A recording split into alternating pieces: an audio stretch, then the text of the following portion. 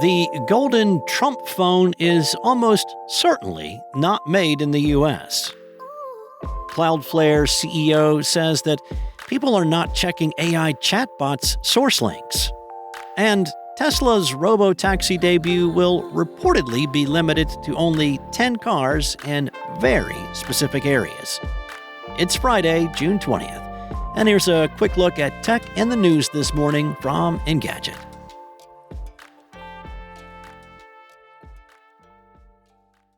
Not content with a real estate empire and the presidency of the United States, the Trump family is wading into the phone wars like it's 2011 with a shiny gold monstrosity called the T1, the marketing of which leans extensively on the narrowest idea of patriotism. Beyond the immediate question, like why do this at all, the T1 invites a question that's perhaps easier to interrogate. How can any modern smartphone claim to be made in the U.S.? Over the last 40 years, America has led a massive globalization effort that allows companies to pick and choose where they develop and build hardware that finds its way back to the U.S. The best chips to run your phone are built in Taiwan, regardless of the phone maker. The best phones are built in China, India, or Vietnam. The displays are often produced in Korea. The glass is actually made in America. The sand that will eventually become the silicon wafers chips are made of is sourced here too. But most phones and virtually all smartphones found in America are globally produced devices. An all-American golden Trump phone is about as fantastical as the big, beautiful bills promise to make all Americans rich. The phone has reasonable specs for the $499 price tag. There's a 6.8-inch AMOLED display with a punch hole for the 16-megapixel front camera, the 12 gigabytes of RAM, 256 gigabytes of storage. Its rear array of cameras includes a 50-megapixel main camera, a 2-megapixel depth sensor, and a 2-megapixel macro lens. Notably lacking in the spec list is the processor. Perhaps that's a typo, or perhaps that's because nearly all smartphone processors are made overseas. Multiple analysts have suggested the Trump T1 is actually a reskinned Revel 7. Now, that's a $200 Android phone currently offered by T-Mobile in the U.S. and manufactured by Wingtech, a partially state-owned Chinese phone maker and semiconductor manufacturer. However, the specs and outer appearance better align with the $200 CoolPad X100, which is mentioned as a related phone to the T1 on the smartphone database GSM Arena. Similarly, that phone has a 6.8-inch AMOLED display, 256 gigs of internal storage, and up to 12 gigs of RAM, but its cameras are significantly higher resolution, and it has a flash built into its camera module. It, like the Revel 7, is manufactured in China by a Chinese company. Now, Don Jr. and Eric Trump have not said if the T1 is a reskin of the Revel 7 or any other existing phone for that matter, instead insisting their device will eventually be made in the U.S.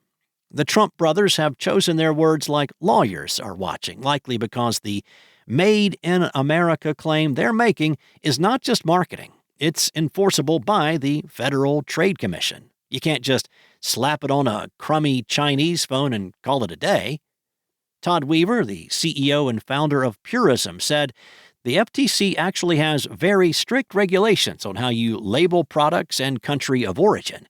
Now, Purism is an American company that produces its own operating system to compete with iOS and Android, and is the only company in the U.S. which can actually use any part of the Made in America claim for its phones. In a call with Weaver, he sounded a little irritated about the T1's claims, but he was eager to explain how the labeling works. While it's certainly theoretically possible the Trump brothers could take all the wealth they've been amassing since their father re-entered the Oval Office to brute force a more American phone, it is not happening anytime soon. See, the Trump T1, which they claim will be sold in September, cannot carry that label, at least not legally. Whether the current FTC would prosecute the president's sons for misrepresenting the T1 is another story entirely. Now, Engadget reached out to the FTC for comment, and as of publishing of this article, have not heard back. So, what about other pro-American manufacturing labels? The Trump brothers have hinted that the phones will be assembled here, even if the Revel 7 or CoolPad X100 is currently not. Those labels are also governed by the FTC, and they're not easy to get around. A simple screwdriver operation, importing almost entirely foreign parts and fitting them together in the States, is even provided by the FTC as a straightforward example of consumer deception. Electronics are global devices, and no amount of gold gilding or misleading claims from the sons of American presidents can change that. The best estimates from manufacturing experts claim it will be at least half a decade, bare minimum, before Apple or Samsung could be building phones in the U.S. Companies that develop generative AI always make it a point to say they include links to websites in the answers that their chatbots generate for users. But Cloudflare CEO Matthew Prince has revealed to Axios that search traffic referrals keep plummeting. Publishers are facing an existential threat, he said, because people are not clicking through those chatbot links and are relying more and more on AI summaries without digging deeper. Prince told Axios that 10 years ago, Google sent a publisher one visitor for every 2 pages it had crawled. 6 months ago, the ratio was 1 visitor for every 6 pages, and now it's 1 for every 18. OpenAI sent 1 visitor to a publisher for every 250 pages it crawled 6 months ago, while Anthropic sent 1 visitor for every 6,000 pages. Now, these days, OpenAI sends 1 visitor to a publisher for every 1,500 pages, whereas Anthropic sends 1 visitor for every 60,000 pages. People have come to trust AI chatbots more over the past few months, and the problem for publishers is that they do not earn from advertisements if people do not click through links leading to their websites. And that's why Prince is encouraging them to take action to make sure they're fairly compensated. Prince said Cloudflare is currently working on a tool to block bots that scrape content from large language models, even if a web page already has a no-crawl instruction. If you'll recall, several outlets reported last year that AI companies have been ignoring websites' robots exclusion protocol, or robots.txt files, and taking their content anyway to train their technologies. Cloudflare has been looking for ways to block scrapers since last year, but it was only in March when Cloudflare officially introduced AI Labyrinth, which uses AI-generated content to slow down, confuse, and waste the resources of AI crawlers and other bots that do not respect no-crawl directives.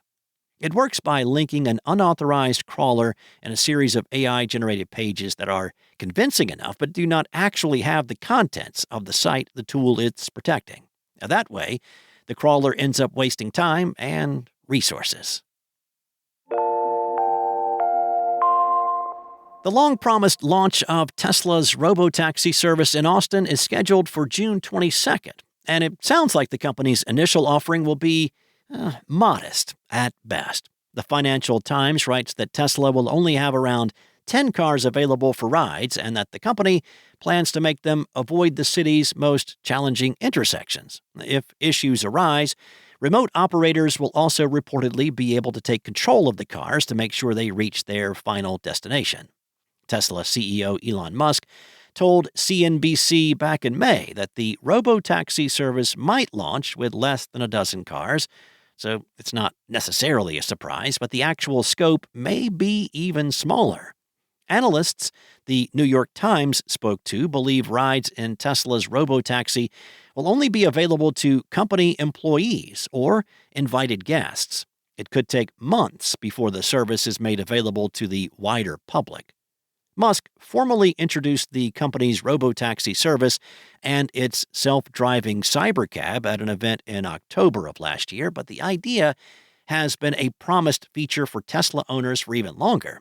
The pitch goes that since all Teslas are equipped with the cameras necessary for the company's self-driving system, any of them can be converted into a cab while not in use. Musk believes autonomous transport could be so widespread that it becomes as cheap as mass transit, while being safer than relying on a human driver.